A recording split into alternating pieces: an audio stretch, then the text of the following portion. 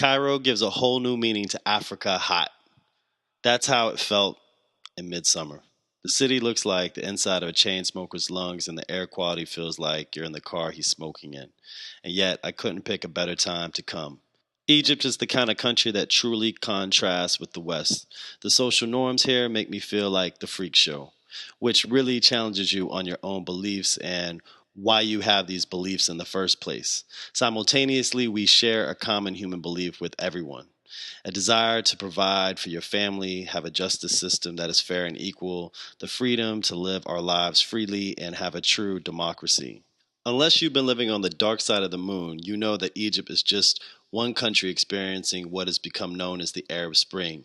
Tourism is down, way down. Poverty and unemployment are rampant. Crime has skyrocketed, and protesters are re energized, and the second wave of the revolution has begun. Tahrir Square is ground zero. Mubarak, former president, stepped down, and the military has resumed control until elections in December. However, it is clear to the protesters that the military is just an extension of former President Mubarak, who was a military man himself. Over 1,000 peaceful Egyptian demonstrators were slaughtered and 1,000 more injured by security forces loyal to Mubarak. It is alleged prisons were opened and thugs took to the streets to create pandemonium and distraction in order to disrupt the demonstrations. Instead of Mubarak being tried for crimes of murder and theft of billions of dollars of the national treasury, he was housed in a military hospital. His unpopular wife has a reputation of former First Lady of the Philippines, Imelda Marcos, who had garage-sized closets full of thousands and thousands of shoes, while tens of millions of Filipinos lived in abject poverty. Well, this is the case in Egypt, where unemployment, high inflation, and poverty is rampant. So, like any traveler coming to Egypt, one would make all the historical pilgrimages, as Egypt is the mother of civilization. But with the protests going on in Tahrir Square, I had to decide whether to marvel at the past or be a witness to Egypt's future. Easy decision. So I spent each day in Cairo at the protests, and all I can say, it was probably one of the most moving experiences I've had. Imagine for a moment a people who for 30 years, under extreme poverty, silenced a political voice, autonomy, a voice to criticize their leaders, while the vast majority of people are denied an opportunity, a true opportunity, to really improve their own life or the lives of their family. All the while, you see the lives of others in places in the West intimately through YouTube and Facebook. They say the younger generation are too idealistic. No, they are brave, extremely brave. They're ready to die for what they want rather than live in what they have, or the lack thereof. Arriving in Tahrir Square was quite a sight. Tens of thousands of Egyptians of every age and demographic, men, women, children, students, working class, religious, and secular, were all together in unison, one voice. Like America the day after 9/11, they were all united in spirit. Emotions of jubilation to frustration and anger filled the air. Frustrations being voiced by both men and women from platforms and stages on loudspeakers. Here they are, not just saying we want general change, like we're just upset. No, they were very specific in their demands, raising the minimum wage, to justice of the Mubarak regime's crimes under 3 decades of rule. 6 months ago, anyone criticizing the government would have been arrested, and now they are demanding the government to answer to the repression and violence used to silence any opposition or disdain. Egyptians of every kind curiously came up to me asking me, "Where are you from?" I hesitate to answer American, but I am what I am, and if perception of Americans are going to change here, I can't expect it to happen by denying who I am.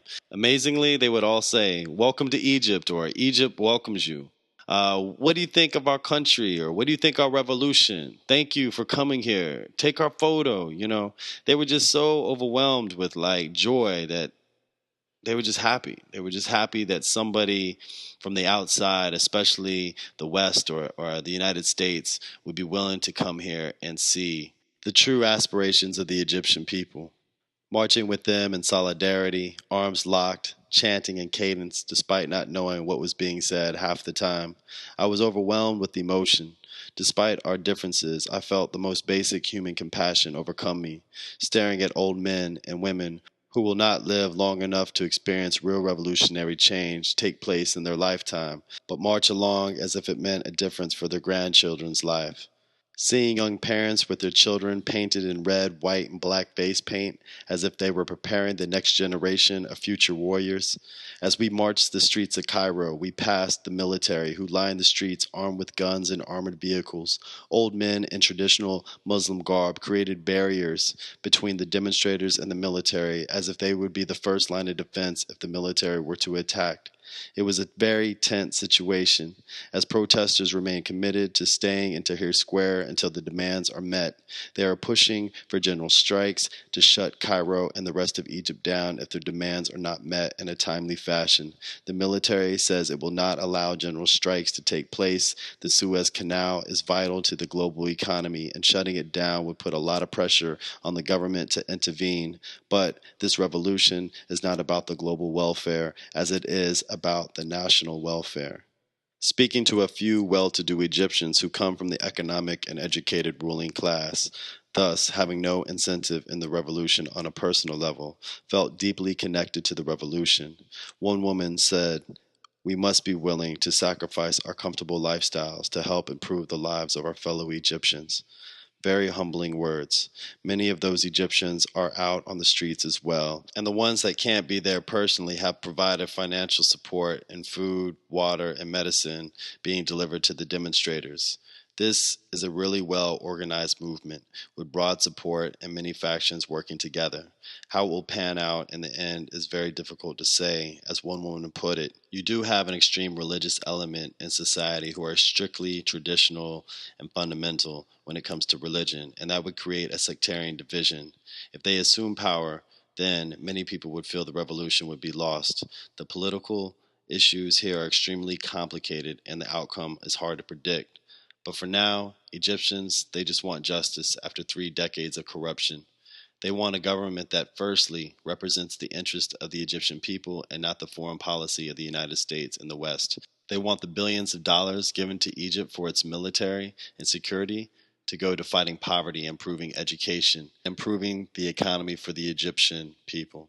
That is what this revolution is about. And they see every Arab country that is going through the same turmoil as an extension of their own liberty, from Libya to Syria, from Bahrain to Yemen to Palestine. There's a feeling of complete and absolute solidarity. They have been excluded from the economic prosperity of the global world.